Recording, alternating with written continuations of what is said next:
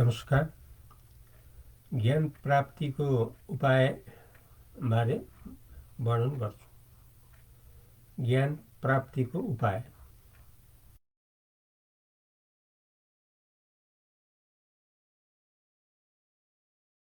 बारेमा वर्णन गर्छु। यहाँ ज्ञान भनेर जो गीतामा ज्ञान विभाग भनेर जहाँबाट हामीले जान्न सक्छौँ, यहाँ बताइएको छ। गीतामा जो पहिला सुरुवात त निष्काम कर्मयोग हो।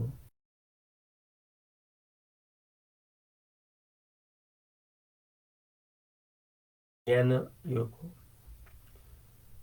ज्ञानमा केवल ज्ञानको कुरा बताइएको छ, किनभने सधैँ ठहर्ने त ज्ञान हो, सदाकालीन सधैँ रहिरहने।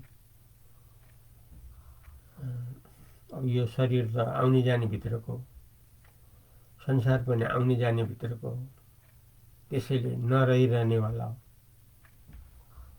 भले हामी यति बेला शरीरको रूपमा छौँ तापनि यो शरीर कतिकाल कति समयसम्म यदि शरीरलाई मान्यौँ भने पनि कतिकाल। तर ज्ञानको प्रसङ्गमा के छ भने शरीर भन्ने नै छैन। यस्तो छ ज्ञानको महत्त्व, किनभने परमात्मा मात्रै हुनुहुन्छ। शरीर पनि यदि सधैँ हुन्थ्यो भनेदेखि त परमात्मालाई जान्नुपर्ने आवश्यकता पनि हुन्न थियो र परमात्मा मात्रै सधैँ सत्य हो भन्ने कुरा पनि भन्न बेकार हुन्थ्यो। तर वस्तुस्थिति के छ भने परमात्माको ज्ञानमा शरीर छँदै छैन, संसार छँदै छैन। त्यो ज्ञानलाई बिर्सियो भने मात्रै शरीर संसार आउने हो। परमात्मालाई बिर्सियो भने मात्रै शरीर संसार आउने हो। शरीर संसार भएर आएको होइन, हामीले खोजी खोजी ल्याएर यो छ है हो है भन्दै भन्दै गर्दा हाम्रो मायाले यो शरीर संसार भइरहेको हो। तर माया कतिकाल, माया दया कतिकाल। शरीरकै ठेगाना छैन। शरीरको अभिमानीले शरीरको आधारमा दया माया गर्ने कतिकाल। त्यसकारणले भएको वस्तु सधैँ एक परमात्मा मात्रै हो, केवल परमात्मा। जस्तो दृष्टान्तमा डोरी मात्रै हो, सर्प छैन। डोरीलाई बिर्से सर्प खडा हुन्छ। सर्प देख्नलाई, सर्पको कुरा गर्नलाई त डोरीलाई बिर्सनु पर्यो, अनि मात्रै सर्पको कुरा आउँछ। त्यसै आउँदैन, किनभने डोरीमा सर्प छँदै छैन, त्यसैले त्यसै आउँदै आउँदैन। त डोरीलाई बिर्सियो भने सर्प आउने हो। डोरीलाई सम्झे सर्प हराउँछ। यथार्थ डोरी हो। ठिक त्यस्तै डोरी जस्तै परमात्मा हो, ज्ञान। शरीर संसार जस्तै यो सर्पभाव। त्यसैले सधैँको वस्तु स्थिति केवल जस्तो डोरी मात्रै हो, त्यस्तै एक ज्ञान मात्रै हो, एक परमात्मा मात्रै हो। यदि सर्पको कुरा गरियो भने त्यो सर्प पनि डोरी रूपै हो, डोरीदेखि अलग्गै होइन। किनकि डोरीबाटै खडा भएको, डोरीमै देखिएको, डोरीलाई बिर्सेसम्म देखिने हो। डोरीलाई सम्झेपछि सर्प भन्ने कुरा केही हुँदैन, डोरी मात्रै रहन्छ। त्यस्तै डोरी जस्तै ज्ञान परमात्मा हामीहरूको यथार्थ स्वरूप, निजी स्वरूप सधैँ रहिरहने। त्यो कुरा गीताको ज्ञान विभागमा छ। अर्थात् केवल ज्ञान मात्रै सत्य हो भनेर। ज्ञानलाई लिए हामी ज्ञानी हुन्। ज्ञानी हुनलाई पहिला ज्ञानलाई लिनुपर्छ। अनि त्यही ज्ञानको बारे जो अनुभव हुन्छ, कसको? ज्ञानीको। त्यसैले ज्ञानीले के बताउनुहुन्छ? ज्ञानको कुरा बताउनुहुन्छ। किनकि ज्ञानीमा ज्ञानदेखि अरू केही हुँदैन। र ज्ञान र ज्ञानी भन्ने एउटै कुरा हो। फेरि त्यो ज्ञान विभागले बताएको छ। त्यहाँ 2, 3, 4 छैन, त्यहाँ एक मात्रै छ, केवल ज्ञान मात्रै छ। ज्ञान माने परमात्मा। अब यो जो वर्णन छ यसको आधार के हो भने एउटा त अब गीता नै भइहाल्यो, किनकि ज्ञान विभागमा ज्ञान मात्रै बताइएको छ। अब त्यो ज्ञान पाउने उपाय बारेमा भगवान् शिवको अवतारी जो शङ्कराचार्य हुनुहुन्छ, प्रथम जगद्गुरु शङ्कराचार्य, उहाँले अपरोक्षानुभूति भन्ने ग्रन्थमा ज्ञान पाउने उपायबारे स्पष्ट रूपमा बताइदिनु भएको छ संसारका हामी सबैलाई। कसको लागि भन्दा जो परमात्मा बदलिन चाहन्छ, जो परमात्मा भएर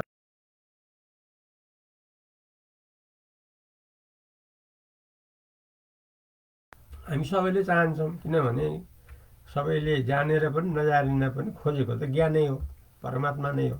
त्यसैले हामी सबैले खोजेको कुरा हो। जुन कुरा अपरोक्षानुभूति ग्रन्थमा शङ्कराचार्यले बताउनु, प्रथम शङ्कराचार्यले बताउनु अपरोक्षानुभूति ग्रन्थमा 1300 वर्ष अगाडिको कुरा। तर ज्ञान भन्ने कुरा 1300 वर्ष अगाडि, 13,000 वर्ष अगाडि भन्ने कुरा हुँदैन, त्यो सधैँ ताजा हो। त्यसैले यति बेलाको उपदेश उहाँबाट प्राप्त हुँदा पनि हुन्छ। हुनाले अब यो जो छ ज्ञान प्राप्तिको उपाय बारे जो ज्ञान गीतामा अन्तिम विभागमा जो बताइएको छ, त्यो ज्ञान कसरी पाउन सकिन्छ त्यसको उपाय बारेमा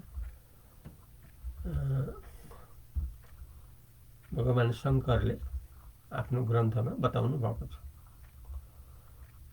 त्यहाँ के छ भने त्यहाँ दुईटा प्रश्न छ। प्रश्न के छ भने अखण्डकार चित्त कसरी हुन्छ, अर्थात् चित्तको अखण्डकारता कसरी हुन्छ, अर्थात् चित्त ध्यान समाधि रूपले सधैँ कसरी रहिरहन सक्छ, अथवा चित्त केवल परमात्माको अनुभवमा कसरी रहिरहन सक्छ, अर्थात् चित्त अखण्डकार रूपमा कसरी रहिरहन सक्छ। यस्तो प्रश्न छ एउटा भने साक्षात्कार कसरी हुन सक्छ।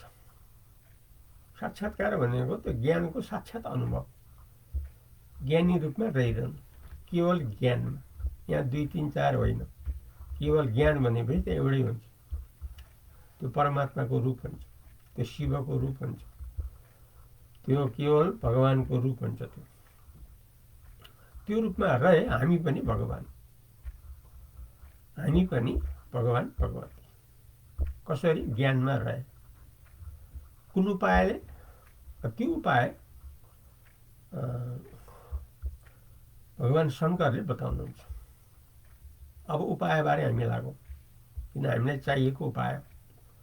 यसले सारा ध्यान हामीले यसमा केन्द्रित गरौँ, किनकि वर्तमानका हामी सबै मुक्त हुनु छ, परमात्मामा रहनु छ, चाहे बच्चा यौवन वृद्ध सबै। किनकि काल कसैको ठेगानमा छैन, कसैको अधीनमा पनि छैन, सबैलाई एकनासले सोहोरिहाल्छ कुनै बेला।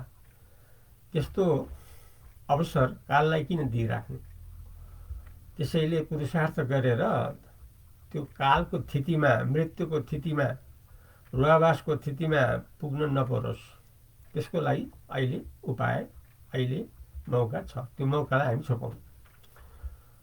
ज्ञान प्राप्तिको उपाय के हो भने पहिला कुरा त जो हाम्रो सुरुको जो परमात्मा हो, सुरुको जो सर्वात्मा हो, जो सुरुको ब्रह्म हो, जो सुरुको परमात्मा, हामीले त्यसलाई याद गर्नै पर्ने हुन्छ। यो सारा जो जे जति अहिले वर्तमानमा खडा भइराखेको छ, यो खडा हुनुको पहिला त एक परमात्मा मात्रै हो, सर्वात्मा परमात्मा, जो हामीहरूको मूल स्वरूप हो। त्यसलाई हामीले याद गर्नै पर्छ, किन हाम्रै हो नि, हाम्रो सबभन्दा पहिलाको स्वरूप हो। हामीले हाम्रो सबैभन्दा पहिलाको स्वरूपलाई लिन त हामी सबैको अधिकार छ नि त। त्यही मौका अहिले हामीले पाइराखेका छौँ। त्यसैले सुरुको जो सर्वात्मा परमात्मा हो त्यसलाई हामीले लिनै पर्छ। अब त्यो सर्वात्मा जो परमात्मा हो, जो ब्रह्म हो, जो चैतन्य वस्तु हो, त्यसमा जो विषय प्रपञ्च खडा भएको छ, यो विषय प्रपञ्च त्यो परमात्मादेखि अलग होइन। जति पनि विषय प्रपञ्चहरू छन्, यी सारा त्यो परमात्मादेखि अलग होइन, कुनै हालतमा पनि होइन। जति पनि विषय प्रपञ्चहरू छ त्यो सबै परमात्मादेखि अलग हुँदै होइन हर हालतमा। किन? परमात्माबाट आएको, परमात्मामा रहेको, परमात्माबाट देखिएको, त्यसको सत्ता शक्ति सारा एक परमात्मा मात्रै। त्यसैले विषय छुट्टै अलग्गै यसको आफ्नो सत्ता शक्ति एक सेकेन्ड पनि नरहेको हुनाले र सारा परमात्मा रूप भएको हुनाले अब विषयतिर लाग्नु आवश्यकता भएन।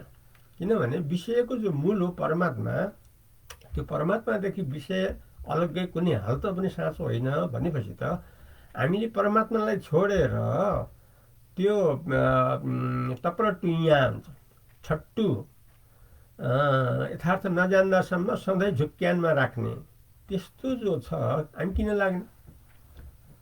धोका दिने प्रति हामी किन लाग्ने? धोका दिन्छ नि त, शरीर भन्छौँ ढलिहाल्छ, धोका दिएन। फल्ना आफ्नो भन्छौँ, फल्ना ढलेको सुन्छौँ हामीले, ए के भयो ए उहाँ त बिहान ठिकै हुनुहुन्थ्यो। यस्तो को भरमा रहने कुरा त आएन नि। जो सत्य छ त्यसमा रहनु पर्यो, सत्य परमात्मा, किन परमात्माबाट यी सबै खडा भएको भनेपछि विषय प्रपञ्चपट्टि दृष्टि दिनु पर्ने त आवश्यकतै भएन। किनकि मूल परमात्मालाई भेटाएपछि त सबै कुरा भेटाइयो नि त। योग क्षेम बाहाम्यम भन्नुभएको छ नि त गीताको 9:22मा, 9 अध्यायको 22। के भनेको त भन्दा हे भक्त तिमी ममा पुरै आश्रित छौ भने तिम्रो जे जति छ रक्षा पनि मैले गरिदिन्छु, तिमीलाई जे जस्तो चाहिन्छ त्यो मैले दिन्छु भनेर साक्षात् परमात्माले भन्नुभएको छ गीताको 9 अध्यायको 22 श्लोकमा। यस्ता यस्ता आधारहरू छन्। त्यसो 18को 66 श्लोकमा छ, सर्वधर्मान् परित्यज्य मामेकं शरणं व्रज अहं त्वा सर्वपापेभ्यो मोक्षयिष्यामि शुच भनेर, कुनै चिन्ता नगर म छु भनेर आफ्नो पक्का भक्तलाई भन्नुहुन्छ। यस्तो यस्तो हामीले चाहिने आधार पाउँदा परमात्मा मात्रैलाई किन नलिने? किन यथार्थ परमात्मा हो। यसरी गरेपछि हाम्रो विषयपट्टि चित्त गएन। हाम्रो जो चित्त चलखेल गरेको थियो संसारमा त्यो चित्त अब परमात्मापट्टि गयो। पहिला त यो समाधान भयो। जो उत्तर थियो चित्त अखण्डकार कसरी हुन्छ भन्ने सन्दर्भमा अब चित्त चाहिने जुन विषयमा डुलेको थियो अब चित्त परमात्मामा फर्कियो। अब परमात्मामा रहिराख्यो, यसलाई अखण्डकार चित्त भन्छ। अबको स्थिति के हो भने जो चित्त त अब के हो भन्दाखेरि जो आफ्नो मूल स्वरूप हो, जो जसलाई प्रकाश स्वरूप भनिन्छ, जो परमात्माको स्वरूप हो, जसलाई सबैले बुझ्ने भाषा प्रकाश स्वरूप हो, सबैको निजी स्वरूप। यस्तो जो प्रकाश स्वरूपमा नै चित्त अब रहिराखेको हुन्छ। अब जो चित्त छ केवल आफ्नो जो मूल स्वरूप जो छ ब्रह्म अथवा प्रकाश स्वरूप यसमा रहिराखेको हुन्छ। अब ऊ चित्त संसारमा डुल्न छोड्यो। किनकि धोकामा दिने किन लाग्छ? ऊ त धोका नदिनेमै लाग्छ नि, त्यो परमात्मामै लाग्छ। अब परमात्मा लागिरहेको।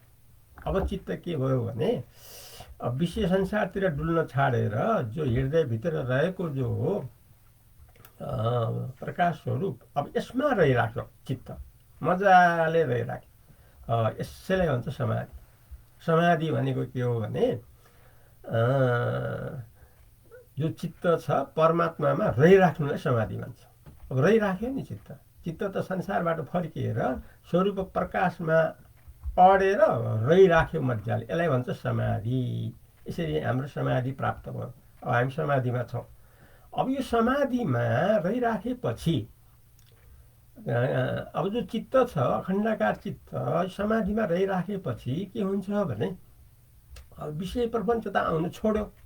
किनकि परमात्मा मात्रैको अनुभव भइराखेको छ। किनकि आफ्नो चित्त त परमात्मामा आश्रित भएर परमात्मामा स्थित भएर रहिराखेको छ।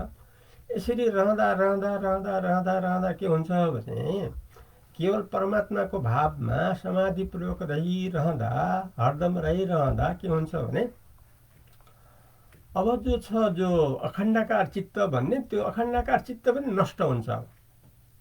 किन नष्ट हुन्छ भने आफ्नो जो प्रकाश स्वरूप हो त्यसमा विलय भयो। त्यसमा बिलायो। पहिला यसैमा खडा भयो त्यो, अब त्यसमा बिलायो। बाँकी के रह्यो भन्दाखेरि प्रकाश स्वरूप मात्रै बाँकी रह्यो। केवल प्रकाश स्वरूप मात्रै बाँकी रह्यो भनेपछि त के हो भने समाधिमा अखण्डकार चित्त भने पनि नष्ट भयो। अब बाँकी रह्यो केवल प्रकाश स्वरूप मात्रै बाँकी रह्यो। अब प्रकाश स्वरूप मात्रै बाँकी रहनु हो अपरक्षानुभूति, आफ्नो साक्षात् परमात्माको अनुभूति सधैँ सधैँको लागि। चित्त नष्ट भयो, चित्त नष्ट भएपछि सारा भाव नष्ट भए, सारा वासना नष्ट भए, केवल बाँकी रह्यो एक परमात्मा। यो हो ज्ञान प्राप्ति अथवा ज्ञातामा परिणति। आजलाई यति नै गरौँ। भोलि फेरि नयाँ प्रसङ्गले आउँछु। तबसम्म अद्वैत पण्डित बलरामजी सरस्वतीलाई बिदा दिनुहोस्। नमस्कार।